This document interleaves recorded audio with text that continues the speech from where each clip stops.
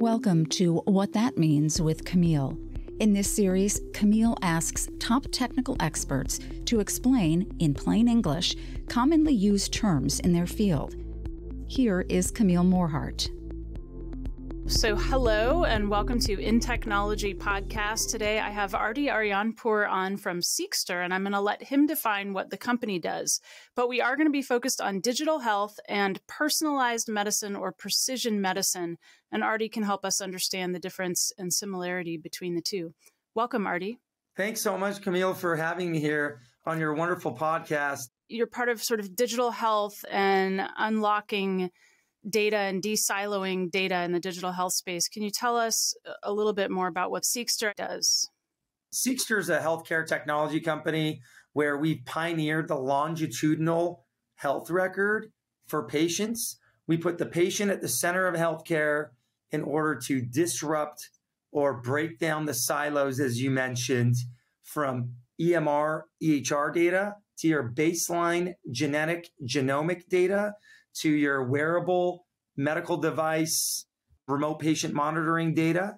And we're not limited to just those data sources. We've built an interoperability technology and a data refinery engine that hits on the intersection of technology and healthcare. It's a operating system for healthcare. An EMR, EHR, electronic medical record, electronic health record, if anybody's not familiar. It used to be that, you go to the doctor's office or the hospital, and if you needed any kind of lab test or you needed one specialist weighing in on another specialist or back and forth between primary care, it was like, fax this piece of paper over here, or I'm sorry, I have to retake the x-ray because I can't trust the x-ray from the other place, or it can't really come in transit at the quality that I need it to.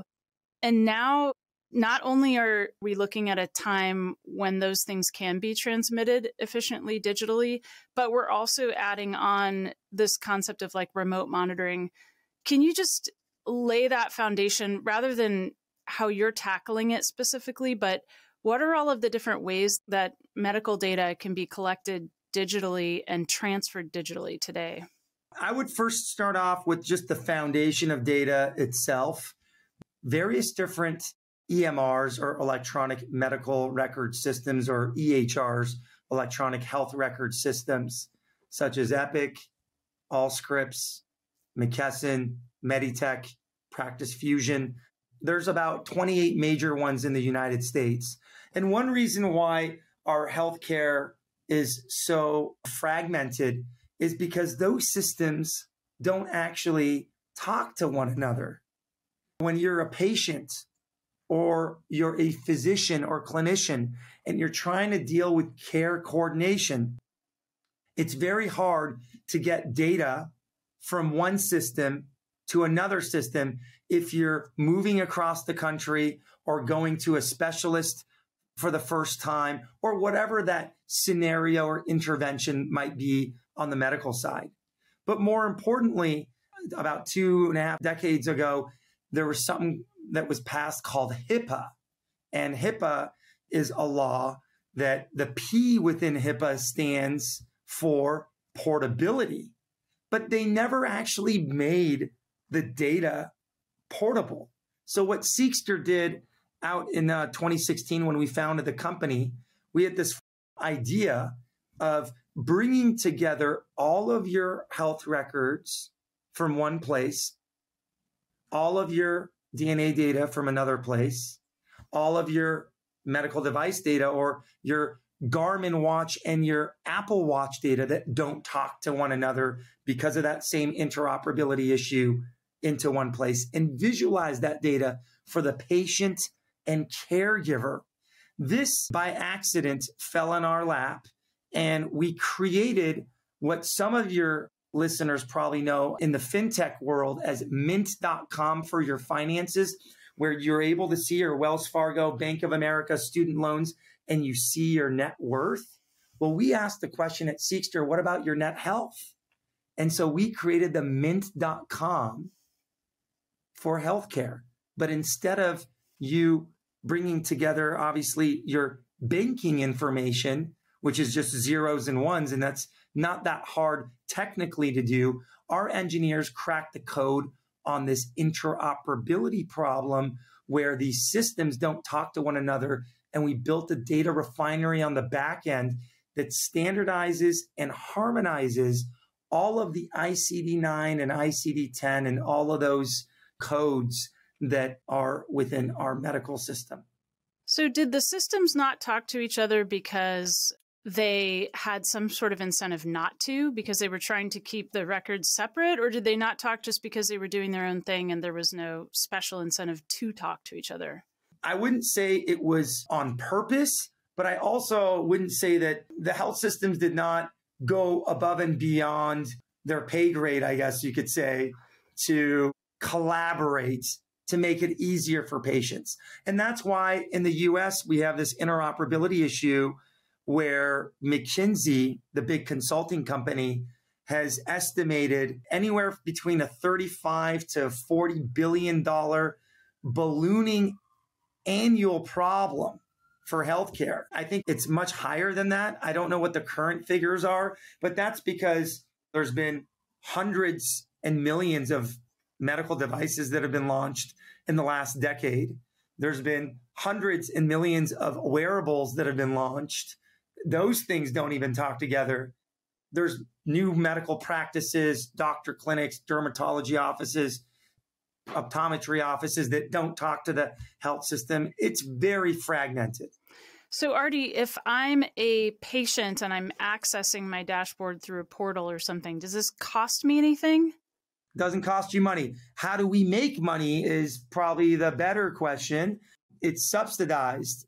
Let's say we have a deal with Novo Nordisk. Let's say we have a deal with whoever, Coca-Cola, for their employees. You get it through them.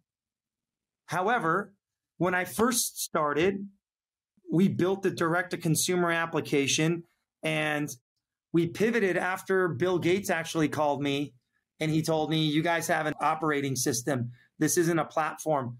After that, we pivoted to the SEQSTER OS, and we built this operating system. But you can try it yourself. If you go on your desktop and go to app.seqster, it's completely free, never charged. You can even go check it out. You don't even need to connect any data. But if you do, you can see what it looks like.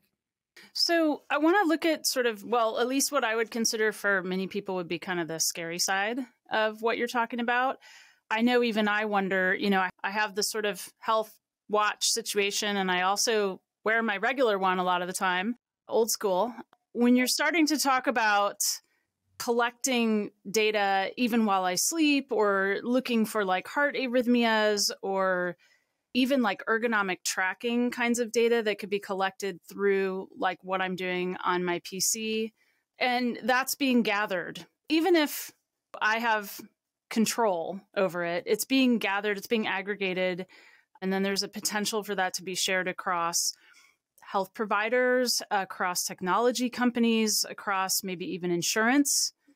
Are concerns legitimate? Are they rational? And what kinds of things are being done in general? I mean, it doesn't necessarily have to be SEQSTER, but just in general, like what kinds of ways are we protecting that type of data? That's super valid. What you bring in privacy and security are of concern. And it was also a heavy investment that we made at the beginning. I'll share something with the audience and you that most people, I would say 99.9% of folks, if not higher, do not know. So you probably heard of certain breaches within healthcare systems. There's certain breaches of data that happen. And one reason why that happens, I'll give you an example. Kaiser, being one of our biggest healthcare systems in the state of California, has around 11.7 million patients. They have one encryption code for all those 11.7 million patients. So if there's a breach, there's access to a vast majority of the data. With SEQSTER, we knew that. And it's not just Kaiser, that's any health system, whether that's a health system that's 100,000 people or if it's MD Anderson that has 1 million people about, they all have this problem because how they were built from the beginning. They're not going to just shut down their practice and shut down the EMRs and then launch a whole new thing. And I'll tell you why. With SEQSTER, the best way to actually encrypt data is the moment of collection. We built and we've improved and progressed on the encryption. We have 256-bit encryption. We have bank level security there. And more importantly, if you have one patient or 11.7 million patients like Kaiser, you have one encryption identifier for that one patient or 11.7 million different types of encryptions, because the moment of collection happens at the patient level. Now, you can't expect health systems to take the same exact stance because they're not really direct to consumer. They're a provider, they're a health system. So their business is different. Our technology and our model, how we made it more secure than your current health system, says something about where technology is headed. So the companies that are supporting you then, the pharma, big pharma, for example, you listed off, how are they benefiting from it?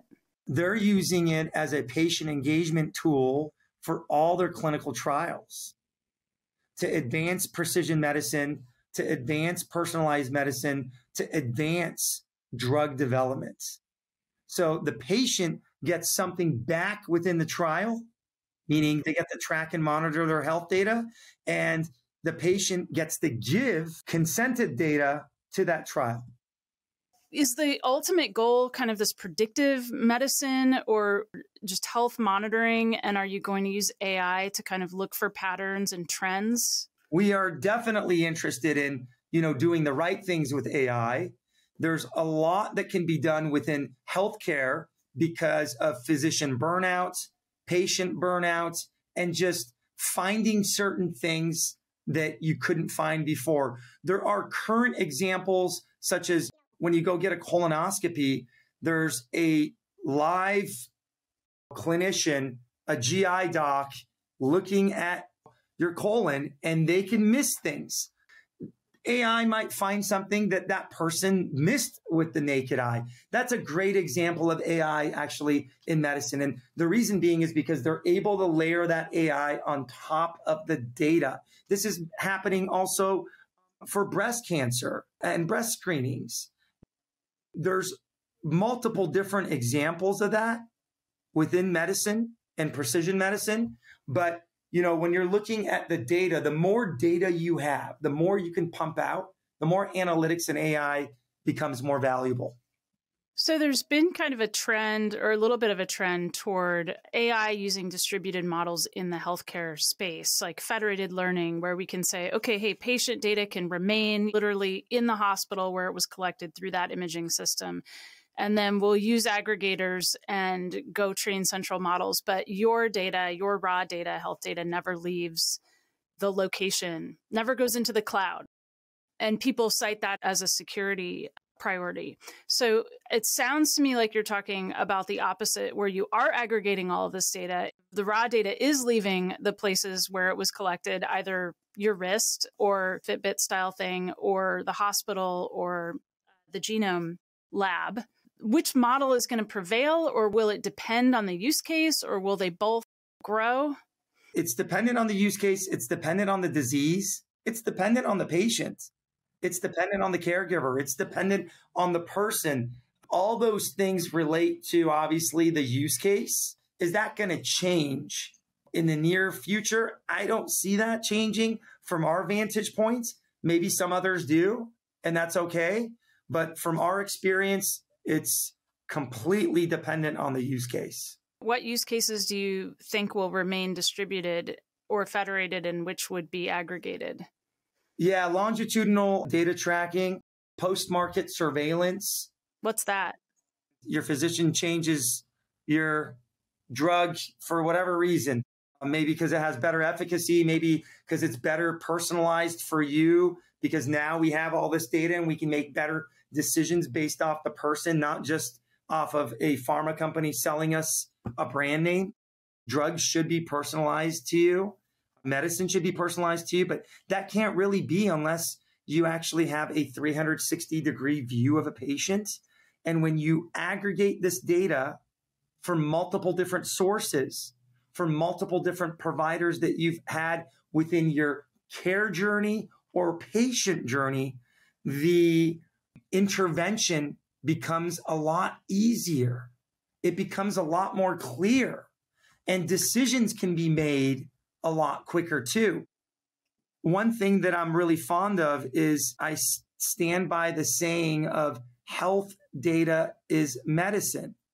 The same way that people say food is medicine, right? I believe, and we believe at SEQSTER, because we've seen it firsthand with our technology saving people's lives, because we were able to run a tumor board in 6 hours and get a patient into surgery within less than a week.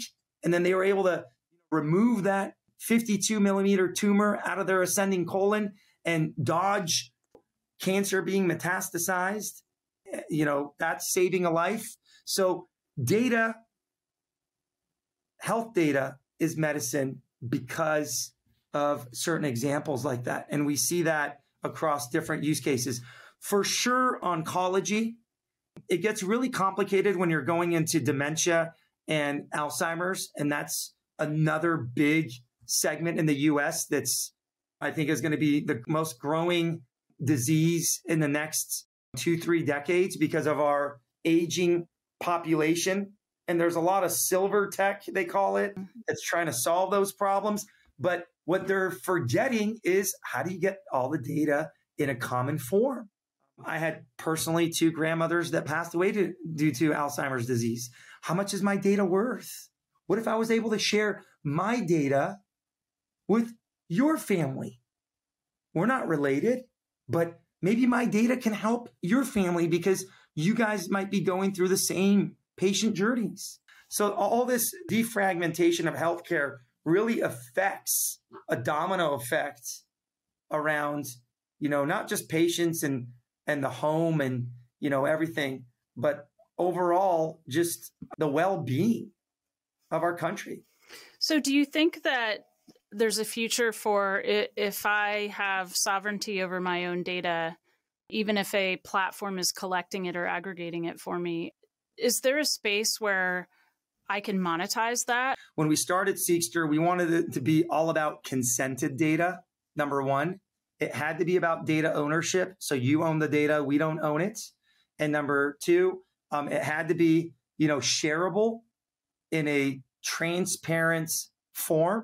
There's been lots of different talks, and we've had ideas around a marketplace for health data so that folks like my mom, who's a breast cancer survivor, could donate her data and get paid for her data. But how would she actually do that, right? Who's the broker? How is she going to collect her data? How is she going to be able to even know about some sort of thing like this? And so there's a lot of education there on that.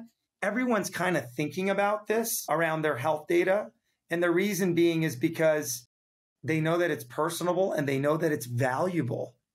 You don't really think about that when you're sharing your pictures on Instagram or your posts on LinkedIn, because how valuable is it? Maybe it's worth, pennies or I don't know, maybe dollars, but your health data is actually worth a lot. It costs $168,000 to keep someone in a clinical trial. I do have another question that's kind of related to access. So for people who are distrustful of big tech or big pharma, what kind of guarantees do they have that they still have top access to healthcare, even if they're not interested in having their records aggregated or shared? The beauty of that is it's your data. You own it. You control it. You can use it still and consent not to share it. It doesn't need to be shared. So that's where the digital consent that we built within the system comes in handy. Whether we're powering any enterprise as a white label and the consented data is what's being, used and shared in a de-identified way. Okay, yeah, true. I think we probably should have noted that before. Even if you're sharing information, it's been anonymized or it's been de-identified in such a way as it can't be associated with you, the individual, you associated with your name. Good point. All the data is de-identified and all the data is encrypted.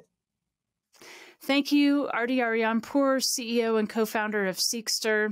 I really appreciate your insight today into digital health and also personal or precision medicine, as well as your definition of the difference between the two. Personally, I'm looking forward to more and more conversations about the intersection between biology and healthcare and technology.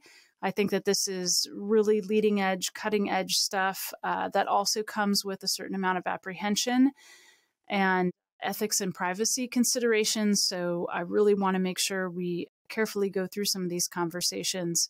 Appreciate your insight today and your opinion, Ardy. Never miss an episode of What That Means with Camille by following us here on YouTube or search for InTechnology wherever you get your podcasts. The views and opinions expressed are those of the guests and author and do not necessarily reflect the official policy or position of Intel Corporation.